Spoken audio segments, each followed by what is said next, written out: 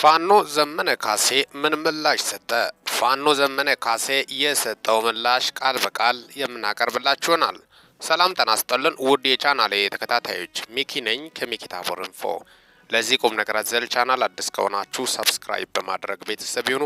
በዚሁ ቻናል በዋናነት የምተላለፉት ወቅታዊና ታማኝ እንዲሁም ሚዛናዊ መረጃዎች ስለሆኑ ሰብስክራይብ ስታደርጉ ደወል ምልክቷን ወይም ኖቲፊኬሽን ቤሏን ክፍት ያድርጉ። ያን ሲያደርጉ ወዲያውኑ የሚለቀቁት መረጃዎች ለእናንተ ይደርሳሉ። ይህንን ቪዲዮ ሲጨርሱ ላይክ፣ ሼር እና ኮመንት በማድረግም ላልሰሙት እንዲዳረስ ያድርጉ። እስከ መጨረሻው እንድታደምጡኝ በትህትና ጠይቃለሁ። አንበሳ ድንገት ሸኮናው ክፍት ቢሆን እንኳን ልትበላው አትከጅልም። ፋኖ ዘመነ ካሴ ከመንግስት ጋር ከገባው እሰጣ ገባ ጊዜ ጀምሮ በአሁን ሰዓት የተለያዩ ቦታ ከመንግስት ጋር አንዴ ጋብ እያለ አንዴ ደግሞ ወቅ ብሎ ሲቀጥል የነበረው የፋኖ ውጊያ ጉዳይ በቅርቡ በዋናው በፋኖ እንግዲህ ከመንግስት ጋር እርቅ ፈጥሯል በባለም ፋኖ ዘመነ ካሴ ደግሞ አጠቃላይ ደግሞ በራሱና አካባቢው ላይ ደግሞ እንደ በላይ ፋኖ ገዢ ተደርጎ ነው የምታየውም። እንግዲህ በዛ ዙሪያ ስለ ዘመነ ካሴም ቃለ መጠይቅ ተደርጎ ነበረ። በቅርቡ የመንግስት ጸጥታ ኃይሎች አባል የነበሩት በዘመነ ካሴ ጉዳይ ሀሳባቸውን ገልጾ ነበረ። ዘመነ ካሴ ደግሞ እንዲህ ስልም ነው መልሱን የሰጠው። ከሰሞኑ ብልጽግና የተቀናጀ ጥቁር ፕሮፓጋንዳ ልሰራ ስሞክር እየታዘብን ነው። በዙ 23 እና በእልፍ ሰራዊት ታጅቦ እንደምንም ተሽሎክልኮ አንድ ቦታ ይደርስና ብዙ ጊዜ መደበኛ አዳራሾችን ሸሽቶ የሆነ አሳቻ ቦታ የድር ድንኳን አስጥሎ ሲያበቃ በተለያዩ ዘዴና ማስፈራሪያ የጠራቸው ወገኖቻችን ሰብስበው በቻለው መጠን የተጠና ውሸት ስበትን ሰንብተዋል በማለትም ነው ያስተላለፈው። በእነዚህ ድራማዎች በአንዳንዶቹ በተለይ የኔ ስም ላይ ትኩረት ሲያደርጉ ተስተውሏል። የሚጠበቅ ቢሆንም አንዳንድ ጉዳዮች ግን አስቂኝ መሆናቸው አልቀረም። ከነዚህ መካከል አብዱ ሁሴን የሚባል የብልጽግና ዘመነ ካሴ ፍሪ ነው እና ደውለንለታል የሚል ገለጻዎች ግን ትኩረትን አልሳቡትም ብዬ አልዋሽም። አብዱ ሆይ እንደምታስታውሰው ሆኖበት ግርማ የሺጥላም እንዳንተ ያደርገው ነበር። እናም የቢሮውን በርም ባልኮንም ተደግፎ በቀን ብዙ ጊዜ ስሜን እያነሳ ስራገም ይውል ነበር ስለነበር በ2015 ዓ.ም ባህር ዳር ከተማ ውስጥ በአንድ አጋጣሚ አግኝቸው የሚከተለውን አሉት። ግርማ ዘመነ ሲናገር ብዙ ሰው የሚሰማው ዘመነ መለኮታዊ ኃይል ስላለው አይደለም። ዘመነ ሰው የሚሰማው መከራውንና ከመከራው መቀመጫ መፍትሄውን በድፍረት የምናገርለት ስለምፈልግ ነው እና በቀን ለመቶ ሰላይ አበል እየከፈለ ስትከተለኝ ከምትውል ቢሮም መጠጥ ቤትም ሰሜን ስታነሳና ስትጥል ከምታድር ከጌቶች ጋር ቁጭ ብላችሁ ለትውልዱ ጥያቄዎች መፍትሄ አምጡ። ያኔ ዘመነ ልብሱን አውልቆ ጊዮርጊስ አደባባይ ላይ እርቃኑን ቆሞ ብጮህ የምሰማው አይኖረውም። ትውልዱ መልስ ይፈልጋል አሉት። አልሰማኝም። በመጨረሻ የሆነ ሆነ። በ5 ዓመት ውስጥ ምክትል ጠቅላይ ሚኒስትር ይሆናሉ የሚለው ግላዊ ምኞቱ ባከነ። ዛሬም ተረኛው የገዛ ህዝቡን በድሮንና በታንክ እያስቀቀለ ሳያፍር ህዝብ ሰብስቦ ዘመነ ፍሪ ነው ማለቱን ሰማው።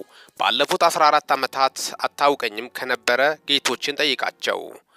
በ64 ክላሽና በአንድ ዲሽቃ ብቻ በመሃል ባህር ዳር አንድ በሬ ነድቼ በታንክ ታጅቦ ወደ አዲስ አበባ እንዲሮጡ ካደረጓቸው አለቆች አንዱ ይህንን ጽሑፍ ስታነብ በእርግጠኝነት አጠገቢ ይኖራል። መሃል ባህር ዳር ላይ ተቀምጬ መሃል ባህር ዳር ላይ ኮሎኔል ማርክ ያለው ረሳኸው? አንበሳ ድንገት ሸኮናው ክፍት ቢሆን እንኳን ልትበላው አትከጅልም አትችልማ። ሌላኛው ትኩረትን የሳበችው የአብዱ ቅጥፈት ደውንልነታል የምትለው ናት። በአብዱና ጓደኞቹ አይምሮ ዘመነ ከብልጽግና ሰዎች ጋር በስልክ አውርቶ ያውቃል ማለት ነው የሚል ጥርጣሬና ግርምት ለመፍጠር ታስበው መሆኑ ነው። እርግጥ አንድ ነገር አልዋሽም። እሱም በ2014 ዓ.ም አዲስ አበባና ባህር ዳር የሚገኙ የአብዱ አለቆች በአብይ አህመድ ታዘው በ3 ወራት ውስጥ 4 ጊዜ የሽማግሌ ቡድን ወደ እኔ ልኮ ነበር። 4 ጊዜ የመጡት በአብዛኛው የሚቀያየሩ የሽምግልና ቡድኖች የሚከተሉትን ስጦታዎች ቅደም ተከተላቸውን እንኳን ሳይቀይር ያቀርቡልኝ ነበር። ከክልሉ ፕሬዝዳንትነት ውጪ የምትጠይቀን ስልጣን እንስጥ፣ አውሮፓ ወይ አሜሪካ ልከን 3ኛ ዲግሪን ተማር፣ 10,000 ካሬ ሜትር መሬት ውሰድና የተወሰነውን ክፍሉ ላይ እገሌ የተባለው ባለሀብት ግራውንድ ስደመር 2 ቤት ይገነባል፣ የቀረውን እስከ 30 ሚሊዮን ስለሚያወጣል ሸጠት ይጠቀማል። የፖለቲካ ፓርቲ መሰረትና በሊቀመንበርነት ምራ ትንሽ አረፍም ትላለ። ታሪኩን ለማሳጠር እንደ ስጦታው ቅደም ተከተል ሁልጊዜም ተመሳሳይ መልሶችን ይሰጥ ነበር። ያንዱን ብቻ ለምሳሌ ለማንሳት የመሬትን ጉዳይ በተመለከተ ደጋግሜ 10,000 ካሬውን ስንዴ ዝሩት ወይንም የከተማ ግብርና የምትሉትን አፋፍሙበት በሏቸው ብያቸዋለሁ። ከግርማ ሽጠላ እስከ ሽማግሌዎቹ የኔና የብልጽግና ሰዎች የግንኙነት ታሪክ ነው። ስለዚህ እነ አብዱ ወደ እኔ የደውሉት በሚናብ ነው። አብዱና አለቆቹ ከትንሽ እንኳን ማሰብ የሚችሉ አይምሮ ቢኖሯቸው ዘመንና ጓደኞቹን ያሳደገና የሚያውቅ ዓላማቸውን የሚረዳ ህዝብ ፊት እንደዚህ አይነት የሚያስገምት ቅጥፈት ባልተናገሩ ነበር። ከምሰበስቡት ህዝብ ቢያንስ ግማሽ ቢያንስ ለአንድ ጊዜ ድሮን ወይንም ከሌላ ከባድ መሳሪያ አደጋ በተአምር የተረፈ ነው። ድሮኖቹንና ከባድ መሳሪያዎችን ደግሞ ዘር አጥፊዎች አብይንና እነ አብዱ ሁሴን እንጂ ዘመነ አልተኮሳቸውም። ለዚህ ህዝብ ተዋሻለህን? ለሜጀር ጀነራል አዲሱ መሐመድ እንኳን እኔ መልስ መስጠት አይጠበቅብኝም። አንድ የመደብንለት የ27 ዓመት ጀግና አዋጊ ፋኖ አለ። ከሱ ጋር ይጨርሳሉ። አትድከሙ።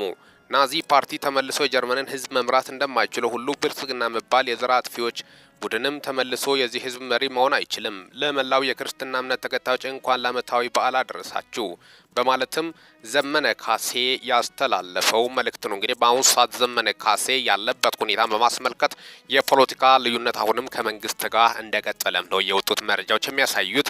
አጠቃላይ እንግዲህ ዘመነ ካሴ አሁንም ትግል ሜዳ እንዳለ ነው እየገለጸ ያለው። በመንግስትና በፋኖ መካከል ሰላም ብፈጠር እንደ ሀገር የእርስ በርስ ግጭት ቆሞ ሰላም ወደ መቀመጫ ዙሪያ መጥቶ የህዝቡ ጥያቄ የተባለውም ተነስቶ በሙግትም በከፍተኛ ሀሳብ ሙግት በማቅረብ ወደ ሰላማዊ ወደ ንግግር ቢያመጡ የተሻለ ይሆናል። እርስ በርስ ግጭት፣ ሴራ፣ ነቆራ የትም እንደማደርስ ጭምርም አንዱን በማለት ወንድሙ ላይ መነሳቱ ጥሩ እንዳልሆነ ጭምርም ነው። በዚህ ሰዓት እንግዲህ እገሌ መጥፎ ነው እገሌ ጥሩ ነው ለማለትም በጣም አስቸጋሪ ያለውን ነገር ወደ መቀመጫ ዙሪያ ማምጣት የተሻለ ይሆናል። ካለዚያ ደግሞ የአፈሙዝ ጉዳይ ጥሩ እንዳልሆነም ከሰሜኑ ጦርነት መማር እንዳለብንም ነው በርካቶቹ ሀሳባቸውን እየገለጹ ያሉት። ዘመነ ካሴ የፖለቲካ አቋሙ በማስመልከት እስካሁን ድረስ ከመንግስት ጋር እርቅ እንዳልፈጸመም ነው የወጡት መረጃዎችን በማስመልከትም ለእናንተ ይዤላችሁ የመጣሁት። በአሁኑ ሰዓት እንግዲህ አማራ ክልል ምን እየተካሄደ ነው? አሁን ከበፊቱ የተሻለ ሰላም አለ። አንዳንድ አካባቢዎች ግን እየተሰሙ ያሉት አሁንም አንዳንድ ተኩስ ልውውጥ እንዳለም የመረጃ ምንጮች እየገለጹ እንደሚገኙ ጭምርም ነው። አጠቃላይ በዛ ዙሪያ ነው ለእናንተ ይዤላችሁ የመጣሁት። ዘመነ ካሴ እንግዲህ የሰቃይ ተማሪ ዩኒቨርሲቲ ላይ ነበረ ከዚህ በፊት በቀደመ ህይወቱ። ከዛም ከወያኔ ጋር በነበረው ባለመግባባት ወደ ጫካ ትግል በመግባትም ከፍተኛ ትግል ሲያደርግ የነበረው ከነ ፕሮፌሰር ብርሃኑ ነጋ ጋር በመሆን አንድ ላይ በመሆን ትግል ከሚያደርጉት በተለይ G7 ቡድኖች መካከል አንዱ ነው ዘመነ ካሴ። በዛ ነው የታወቀው። ኋላ ደግሞ ሞር ኢትዮጵያኖች በደንብ ያወቁት በሰሜኑ ጦርነት ወቅት የአማራ ህዝብ በፍጹም አይደፈርም፣ አናስደፍርም፣ የአማራ ህዝብ ማንም የአማራ ህዝብ ላይ እንደ ትላንትናው እጁን አነሳም በማለትም ዘመነ ካሴ ወጥቶ መግለጫ በመስጠት ትጥቅ በማደራጀት በማጠናከር በማዝመት የታወቀ እንደሆነም ነው እውነታዎችም የሚያስረዱት። አሁን ግን ባለው ልዩነት በመንግስትና በሱ መካከል አሁንም ልዩነቱ እንደሰፋ ነው። አንዳንድ የፋኖ አባላት ከመንግስት ጋር ቢፈጽሙም ዘመነ ካሴ እስካሁን ድረስ እርቅ እንዳልፈጸሙ ጭምርም ነው የወጡት መረጃዎች የሚያሳዩት። እስካሁን ድረስ እንግዲህ አብሬያቸው የቆየሁት ሚኪ ነኝ ከሚኪ ታቦር ኢንፎ። ጦርነት አብቅቶ በሀገራችን ሰላም እንዲሰፍን የሁላችንም ጸሎት ነው። ጸሎት ይደረግ፣ ሁሉም በየፊናው ጸሎት ያደርግ። ኢትዮጵያ ከምን ጊዜውም በላይ ሰላም ያስፈልጋታል። እስካሁን ድረስ ሚኪ ቻናልን ሰብስክራይብ በማድረግ ወቅታዊና ታማኒ መረጃ ያገኙ። ይህንን ቪዲዮ ላይክ፣ ሼር እና ኮሜንት በማድረግም ላልሰሙት እንዲዳረስ ያደርጉ። በወቅታዊና አጫጭር መረጃ እስከምንገናኝ ድረስ በያላችሁበት ዓለም ክፍል ሰላም ያቆያችሁ።